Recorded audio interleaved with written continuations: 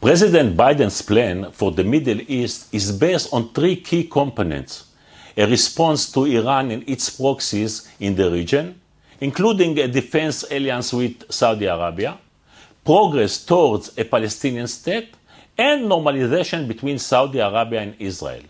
Steps towards this plan include ending the fighting in Gaza and releasing captives and prisoners.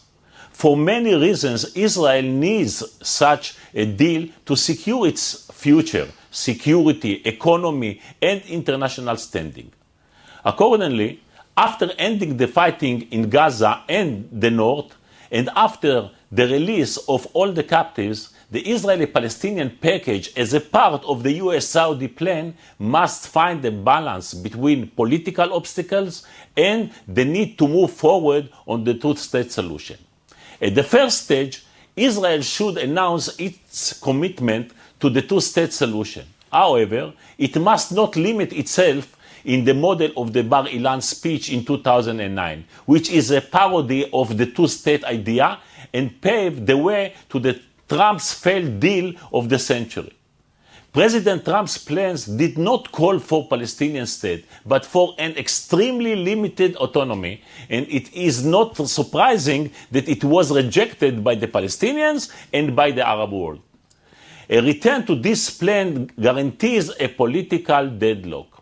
The declaration must mention UN resolutions 242 and 338 that were included in the agreement Netanyahu signed, the Hebron Protocol and the Y Memorandum, and should add that the plan will meet the parameters agreed on during past round of negotiation.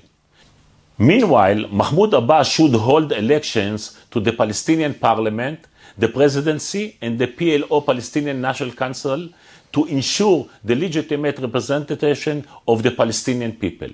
The Palestinians must agree to dismantle the armed wing of Hamas, Azadin al-Qassam, and all the candidates in the election should recognize Israel and the agreement signed with it. The second area of action will include confidence building and state building actions. The agreement must not confine itself to the action attempt in the past, which had the opposite effect to that intended, such as halting settlement construction and dismantling illegal outposts. Israel should present a realistic plan for the continuous Palestinian state along the Central Mountain Ridge and its main Palestinian cities based on the formula developed by Ariel Sharon and Ehud Olmert. As an immediate step, Israel should transfer the 2% of the build-up area in Area A and B that have spilled over into Area C to the control of the Palestinian Authority. This step will ensure that during the interim period of the negotiation towards a permanent agreement, the Palestinians will enjoy territorial contiguity, will deploy police stations through Area B, requiring them to enforce law and order, and will demonstrate governance in all the area under their responsibility. The PA will also deploy its forces in Gaza Strip, accompanied in the initial phase by a pan-Arab force, and will resume security coordination in this area. The third area of action is building the Palestinian economy. Israel must commit to the regular and unconditional transfer of the tax revenue it collected for the Palestinian Authority. Israel and the PA will prepare a plan for updating the Paris Protocol, including the development of independent Palestinian clearing system. Subject to these stages, the US, Saudi Arabia, and Israel will agree on initial steps towards the normalization and the formation of the regional alliance against spoilers, particularly Iran and its proxies. This will complete the first stage. In the second stage, 3 channels will open for negotiation towards a permanent agreement. The first, between Israel and Palestine, under US and Arab mediation, will focus on the 4 core issues: borders, security, Jerusalem, and refugee, as determined in Annapolis negotiation in 2009. The second channel between Israel and the Arab world will be based on the Arab Peace Initiative and will focus mainly on steps towards normalization and the expanded regional alliance.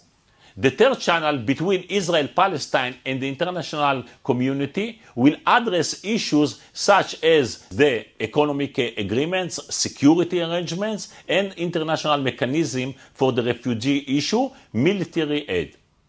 A timeline will be determined for each of these channels, parallel to and conditional on the others. In the third stage, the agreement signed in the three channels will be implemented along the shared timeline. This multi-stage, multi-party, and multi-affected package will meet the goals of the Biden plan. The US must not agree to a narrow deal, since this will only keep the current bloody reality and ensure the victory of the Hamas and of the national religious elements in Israel. The US must not be deterred by the massive effort required to implement this plan by both sides. It must recall that it, too, bears responsibility for the failure to resolve the conflict until now. Failure to address the issue now will ultimately damage US interest in the region. Importantly, all the parties must recognize that this is the only way to halt the dangerous escalation and offer renewed hope to both peoples. This is an historic opportunity. Sadly, it is an opportunity that comes at the cost of tens of thousands of lives, the destruction of the Gaza Strip, and the destruction and evacuation of the Israeli communities in the western Negev and in northern Israel. Accordingly, it is an opportunity that we must not miss.